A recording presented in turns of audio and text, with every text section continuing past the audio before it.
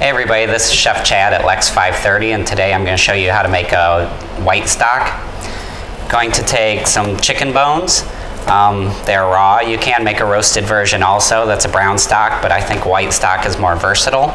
The best bones to use are the backs, and for that reason, it's a great thing to use at home if you cut up a chicken, a whole chicken, or you roast a chicken.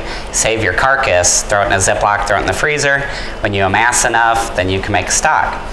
So I have about 7.5 pounds of various bones here, chopped up. Got some mirepoix, which is 8 ounces of onion, 4 ounces of celery, and 4 ounces of carrot, chopped to about a medium size. Then we have our herbs and spices that are 4 parsley stems, a 1/4 teaspoon of cracked black peppercorn, a couple of fresh thyme sprigs, and 1 bay leaf. And then we'll need 6 quarts of cold water. Cold is very important. Now we'll throw all this together into our pot. Okay, so once you have everything in your pot, we're going to move it over to the stove, turn our heat to medium-high, and bring it to just a bare simmer.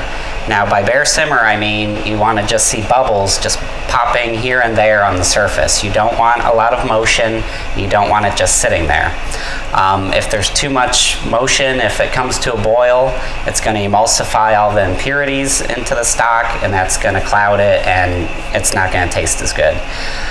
So once it comes to that bare simmer, those impurities, which are blood and whatnot on the chicken, are going to rise to the top in kind of a gray foam. And you want to use a spoon, slotted spoon, whatever, to scoop that off. And then that's all you really need to do to your stock. You don't ever want to stir it while it's cooking. You just leave it alone. Once you get those impurities off and you have that bare simmer going, you want to turn your heat as low as possible and just keep that bare simmer for about 4 hours to extract as much flavor as you can from the chicken bones. Okay, so 4 hours have passed. I took the chicken stock off.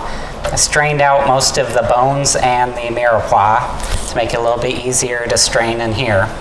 So I set up whatever you've got. If you have a colander or whatever, put a double layer of cheesecloth in it that's wetted down, and wetting the cheesecloth down will keep it from all just bunching up when you pour your stock into it because it's very light.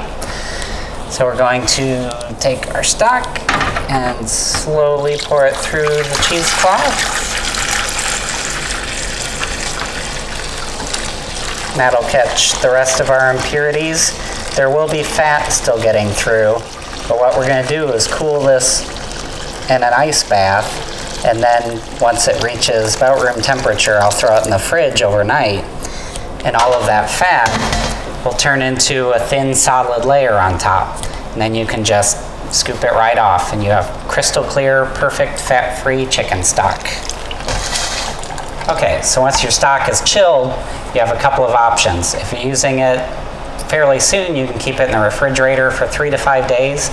But if you want long-term storage, an easy thing to do is to fill your ice cube trays with the stock, freeze them, and then break those off into Ziploc bags. Then you can just grab the small amounts as needed to make sauces or soups or whatever. Thanks for watching.